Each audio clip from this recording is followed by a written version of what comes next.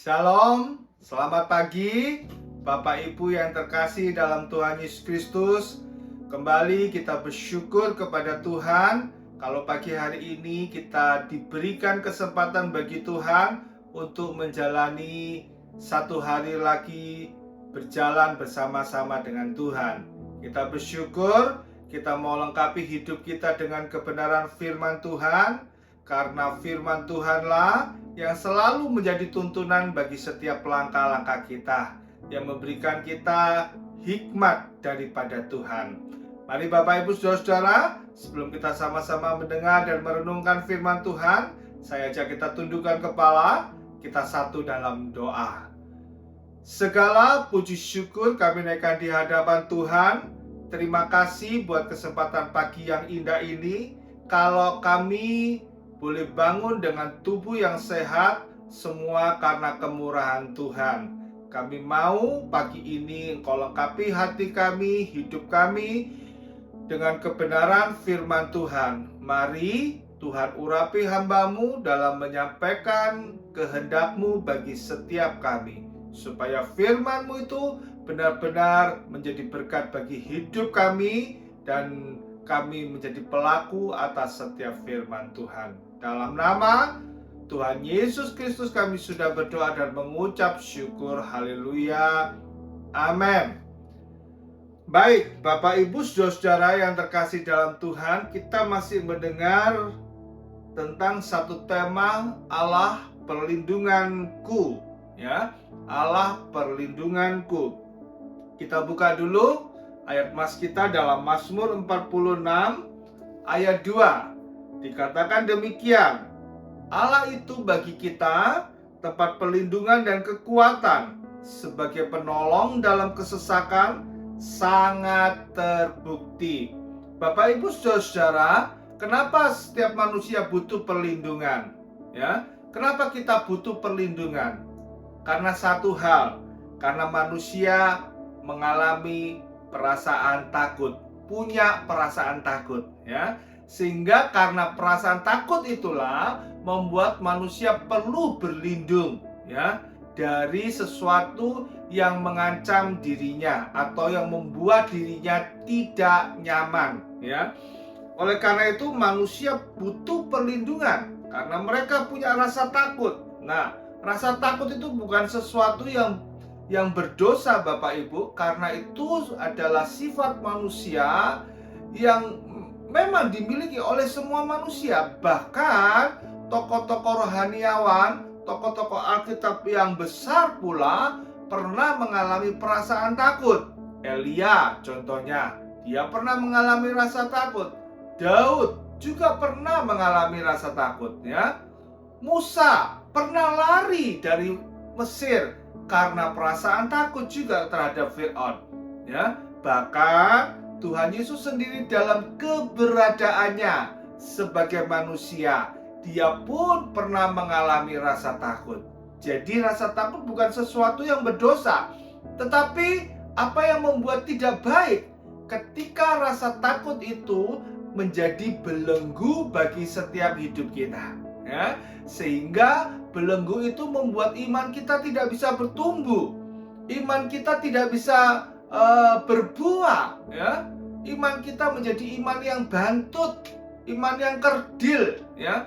Itulah yang membuat kita tidak boleh menyimpan rasa takut. Nah, kenapa rasa takut itu menyerang hidup kita? Ya, karena pertama, kita melakukan sebuah dosa atau sebuah kesalahan, ya. Seringkali ketika seorang mengalami kesalahan, ya, melakukan kesalahan atau berbuat dosa, dia diserang oleh rasa takut, ya. Oleh karena itu caranya bagaimana? Ya, kita bertobat dari dosa tersebut, ya. Kita harus mengaku bertobat dari rasa dosa itu. Mengaku kepada siapa? Pertama kepada Tuhan pastinya, yang kedua kepada sesama, ya, kepada orang yang kita salahi, ya. Kita harus mengaku supaya kita bebas dari rasa takut. Yang kedua, kenapa manusia diserang oleh rasa takut? Karena dia selalu mendengar berita-berita buruk dalam hidupnya, ya. Dia mendengar berita buruk, Contoh, Israel, bangsa Israel ketika akan masuk tanah Kanaan, dia mengirim 12 pengintai untuk melihat kota Kanaan tersebut, ya. Dan 10 pengintai mengatakan hal yang buruk, ya, mengatakan yang melemahkan iman bangsa Israel. Mereka katakan apa? Memang Kanaan itu tanah yang subur, tanah yang luar biasa, tetapi penduduknya itu seperti raksasa-raksasa. Sementara kami Israel seperti belalang. Kita tidak mungkin bisa menduduki tanah Kanaan tersebut, ya. Berita buruk itu menyerang semua bangsa Israel, membuat bangsa Israel cemas, membuat bangsa Israel takut, sehingga membuat bangsa Israel jatuh dalam dosa dengan ketidakpercayaan mereka kepada Tuhan, ya.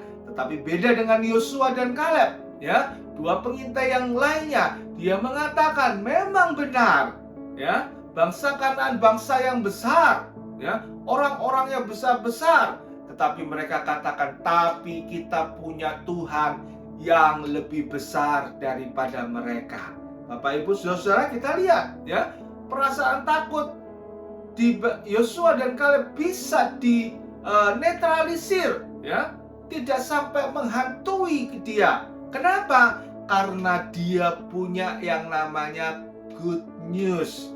Dia benar-benar menangkap berita baik yang dia lihat dari pengalaman-pengalamannya bersama-sama dengan Tuhan. Dari sejak dia keluar dari Mesir, bagaimana tangan Tuhan membela Israel sehingga Israel bisa keluar lepas dari tangan Firaun sampai pada saat mereka hampir masuk Kanaan, ya. Itu membuat Yosua dan Kaleb punya berita yang benar, berita yang baik untuk mengkantar, untuk melawan semua berita buruk, ya. Seringkali kita tidak ada senjata untuk melawan berita buruk tersebut. Kita hanya simpan berita buruk itu masuk dalam diri kita sehingga membuat kita menjadi takut, ya. Jadi Bapak Ibu Saudara, kita perlu yang namanya berita baik.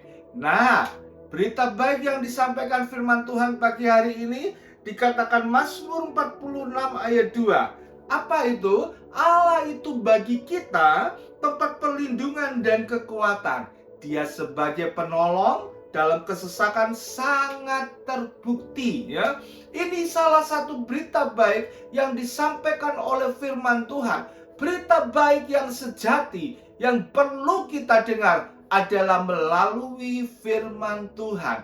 Karena setiap firman Tuhan, Alkitab yang kita baca, kita dapat melihat betapa dahsyatnya Allah yang kita sembah. Betapa dahsyatnya Tuhan Yesus kita ini, ya. Dia lebih besar daripada apapun rasa takut yang menghinggapi kita. Dia jauh lebih besar, ya.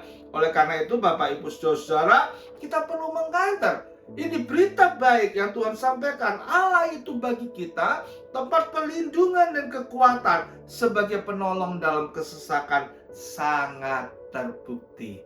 Kata-kata sangat terbukti ini menekankan bahwa memang tidak ada yang lain, ya. Allah itu benar-benar memberikan pertolongannya jelas, nyata, tidak diragukan. Makanya dikatakan sangat terbukti, ya. Bani Korah mengatakan di dalam Mazmur 46 tersebut, ya, mereka dapat melihat dengan mata kepala sendiri bagaimana Tuhan menolong Israel, ya. Makanya Bani Korah mengatakan Tuhan itu penolong dalam kesesakan sangat terbukti. Bapak Ibu Saudara, ini salah satu berita baik. Tetapi seringkali terus terang kita banyak sudah mendengar berita baik ini, ya. Tuhan itu penolong kita, Dia maha kuasa, Dia maha besar, Dia maha tahu akan kebutuhan kita, Dia Allah yang akan mencukupi setiap kebutuhan kita. Tetapi kenapa dalam hidup ini, walaupun kita sudah tahu, tetapi kita tetap selalu diliputi oleh rasa takut. Ya, rasa takut saya katakan tadi itu hal yang biasa, hal yang manusia. Tetapi kalau selalu diliputi rasa takut, itu yang tidak biasa, itu yang tidak boleh terjadi atas setiap anak-anak Tuhan. Nah, kita akan melihat, kita sudah mendengar banyak firman Tuhan. Saya percaya kita mendengar banyak firman Tuhan, janji-janji Tuhan, perkara-perkara dahsyat yang Tuhan tulis dalam Alkitab. Tetapi kenapa kita merasa takut? Nah, kita perlu punya respon yang benar atas setiap berita baik dari firman Tuhan. Ya, kita sudah lihat hal yang pertama, kepercayaan yang teguh. Kita sudah lihat di ibadah umum, kemudian kesadaran bahwa hidupku ini bait Allah. Ya, dengan kesadaran bahwa hidup kita ini bait Allah, kita akan memberikan izin, kita akan menyerahkan hidup kita kepada Allah untuk memimpin hidup kita, ya. Maka itu respon yang benar. Yang ketiga, kemarin kita sudah bahas di Roti Gembala minggu lalu, percayalah dengan caranya Tuhan, ya. Tuhan punya banyak cara untuk menolong setiap anak-anak Tuhan, ya. Jangan pakai otak kita yang kecil untuk mengatur Tuhan, tapi izinkan Tuhan memberikan caranya, dan bagian kita adalah taat atas setiap caranya dan percaya atas setiap caranya. Dan yang terakhir, apa respon kita ketika kita mendengarkan kabar baik dari firman Tuhan yang kita dengar, ya? Yang keempat, apa respon kita? Kita buka Mazmur pasal 27 ayat yang ke-8. Dikatakan di situ, hatiku mengikuti firman-Mu. Carilah wajahku, maka wajah-Mu ku cari ya Tuhan. Amin. Bapak Ibu Saudara, Raja Daud menulis di dalam Mazmur pasal 27 ayat 8. Hatiku, hatinya siapa? Hatinya Daud mengikuti firman Tuhan, ya. Hati Daud mengikuti firman Tuhan. Berapa banyak dari kita banyak mendengar firman Tuhan, tetapi berapa banyak dari kita yang mengikuti ajaran firman Tuhan? Ini menjadi pertanyaan bagi setiap kita. Saya percaya kalau bicara firman, apalagi kita yang Kristen dari lahir, mungkin sudah terlalu banyak kita mendengar firman, ya. Tetapi yang menjadi masalah, seberapa banyak dari firman yang kita dengar kita lakukan dalam kehidupan kita sehari-hari? Itu menjadi pertanyaan bagi kita. Tapi Daud jelas mengatakan, ketika hatiku mengikuti firman-Mu. Artinya ketika Daud ini firman Tuhan, maka dia mengikuti apa yang Tuhan perintahkan. Apa kita lihat sekarang, ya? Apa yang dikatakan? Carilah wajahku, ya. Firman Tuhan mengatakan kepada Daud, carilah wajahku, kunyaka besar Tuhan. Artinya carilah wajah Tuhan. Terus apa yang dilakukan Daud ketika mendengar perintah itu? Maka wajah-Mu ku cari ya Tuhan, ya. Ketika Daud mendengar perintah firman Tuhan, carilah wajah Tuhan, maka Daud pun mencari wajah Tuhan. Hal yang keempat, respon yang keempat, untuk kita dapat menanggapi berita baik dari Tuhan sehingga kita tidak dikuasai oleh perasaan takut, kita menjadi aman dalam perlindungan Tuhan. Maka yang keempat kita harus tahu, taatlah untuk mencari selalu wajah Tuhan, ya. Cari selalu wajah Tuhan. Tetapi kebanyakan dari kita anak-anak Tuhan, ketika kita berdoa kepada Tuhan, ketika kita mohon kepada Tuhan, lebih banyak kita tidak cari wajah Tuhan. Lebih banyak kita cari tangan Tuhan yang menolong kita. Kita akan katakan amin ketika ada firman mengatakan, ketika engkau mengangkat tangan, maka Tuhan ulur tangan untuk menolong kau. Kita pasti katakan amin. Kita percaya firman Tuhan, ya. Tetapi perintah Tuhan bukan demikian, ya. Perintah Tuhan jelas, carilah wajahku, carilah wajah Tuhan, ya. Kenapa Tuhan suruh kita mencari wajah Tuhan? Yang pertama, kalau kita tidak mencari wajah Tuhan, seringkali kita salah sangka terhadap Tuhan. Ya, kita salah terhadap Tuhan. Bapak Ibu Saudara, kita sering melihat seorang anak kecil ketika berjalan-jalan, kemudian dia salah pegang tangan seseorang. Ya, bukan tangan orang tuanya, tapi dia pegang tangannya orang lain. Kenapa anak ini bisa salah pegang tangan orang lain, bukan tangan orang tuanya? Yang pasti dia tidak melihat siapa yang dia pegang dari wajahnya. Kalau dia lihat wajahnya, anak itu pasti tidak akan salah memegang tangan orang lain, ya. Tapi karena anak ini hanya melihat tangan itu, atau melihat bajunya kelihatannya sama dengan milik orang tuanya, atau mungkin dia hanya melihat postur tubuhnya kok sama dengan orang tuanya, maka anak ini asal pegang aja. Sehingga yang terjadi apa? Anak ini salah pegang orang lain, ya. Tapi kalau dia lihat wajah, maka dia sadar, salah ternyata. Bapak Ibu Saudara, berapa banyak dari kita karena fokus kita hanya pada tangan Tuhan, sehingga kita salah sangka terhadap Tuhan. Ya, kita salah sangka terhadap Tuhan. Kita pikir Tuhan sudah senang dengan kehidupan kita, tapi kenyataannya Tuhan sebenarnya lagi sedih. Ya, Tuhan lagi sedih. Ya, kita seringkali salah sangka terhadap Tuhan. Kita pikir Tuhan mau dengan mengikuti cara kita. Ternyata Tuhan sebenarnya terpaksa mengikuti cara kita.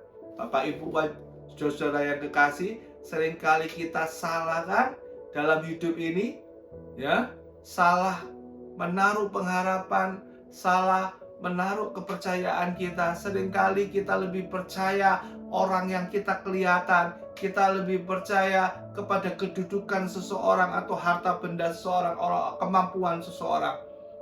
Kenapa? Karena kita tidak pernah lihat wajah Tuhan. Kita selalu cari tangannya saja. Bapak Ibu Saudara, Tuhan perintahkan kepada kita, cari wajahnya Tuhan. Ya, cari wajah Tuhan. Daud katakan ketika dia mendengar, carilah wajahku, maka aku pun mencari wajahmu, ya Tuhan. Ya, Daud cari wajah Tuhan. Kenapa? Wajah ini, ya, bisa menggambarkan hati ya si pemilik wajah tersebut. Ya, ketika seseorang sedih akan terlihat dalam raut wajahnya. Ya, ketika dia berbahagia, orang akan terlihat dari raut wajahnya. Ya, kenapa? Karena penuh dengan ekspresi. Itu wajah. Kenapa kita disuruh mencari wajah Tuhan? Supaya kita bisa mengenal hati Tuhan yang sesungguhnya. Seringkali kita tidak bisa mengenal hati Tuhan yang sesungguhnya karena kita tidak mencari wajahnya. Kenapa seringkali kita salah terhadap pasangan kita? Ya, mengenal hati pasangan kita karena seringkali kita tidak melihat wajahnya. Tetapi kalau kita melihat wajahnya, kita tahu, kenapa kamu kok lagi sedih hari ini? Ada peristiwa apa yang membuat hatimu gundah gulana? Kita tahu apa yang terjadi pada pasangan kita. Ketika kita melihat wajahnya, kita nggak akan bisa tahu apa yang ada di hati pasangan kita. Kalau kita hanya lihat tangannya, lihat badannya, lihat kakinya, kita nggak akan bisa tahu. Tetapi kita bisa tahu apa yang ada di hati pasangan kita ketika kita melihat wajahnya. Demikian kalau kita selalu mencari wajah Tuhan, kita selalu mencari kemurahan Tuhan. Kita nggak hanya cari tangannya, boleh kita minta pertolongan kepada Tuhan, harus minta pertolongan kepada siapa lagi kita harus minta pertolongan. Tetapi belajarlah setiap saat juga engkau cari wajahnya, supaya engkau tahu hatinya Tuhan. Itu yang Tuhan mau. Kenapa kita sering takut? Karena kita nggak lihat wajahnya Tuhan. Anak-anak itu akan damai hidupnya ketika dalam berjalan, di suatu kondisi apapun, dia melihat wajah orang tuanya selalu ada bersama-sama dengan dia. Dia aman, ya. Dia merasa akan fine-fine saja, baik-baik saja, walaupun sekitar kanan kiri mencekam. Kenapa? Karena dia percaya orang tuanya akan melindungi dia. Demikian juga kita. Kalau kita mencari wajah Tuhan, mau dalam kondisi apapun kita akan mendapatkan kedamaian dari Tuhan. Makanya firman Tuhan katakan, damai sejahtera dari Allah yang melampaui akal kita akan memelihara hati dan pikiran kita. Ya, damai sejahtera Tuhan. Ya, karena itu cari wajah Tuhan. Itu selalu yang harus menjadi utama supaya kita dapat tetap tenang dalam hidup ini. Bapak Ibu Saudara, ini poin yang keempat, respon yang keempat. Bagaimana kita mendengar berita baik supaya kita bisa betul-betul mempercayai Allah itu perlindunganku, yaitu cari wajah Tuhan. Maka apa yang kau cari, kita akan mendapatkan. Amin. Inilah firman Tuhan pagi hari ini. Kita diberkati melalui firman ini. Saya ajak kita tundukkan kepala. Kita satu dalam doa. Segala puji syukur kami naikkan di hadapan Tuhan. Kembali kami mendengar Engkau Allah perlindungan dalam setiap hidup kami. Dan Tuhan, ajarkan kami selalu dalam hari-hari hidup kami mencari wajah-Mu, supaya ketenangan, kedamaian dari Tuhan itu memenuhi hati dan pikiran kami. Kami tetap dapat teguh, tetap kuat di dalam keadaan apapun juga, karena Tuhan ada bersama-sama kami. Terima kasih Bapa, supaya kami selalu hidup dalam kebenaran-Mu, Roh Kudus-Mu yang memeteraikan firman-Mu. Berkati kami sepanjang hari ini Tuhan, dalam semua aktivitas kami tetap adalah dalam pimpinan dan tuntunan Tuhan. Dalam nama Tuhan Yesus Kristus kami sudah berdoa dan mengucap syukur. Haleluya. Amin. Selamat pagi. Tuhan Yesus memberkati kita semua. Haleluya.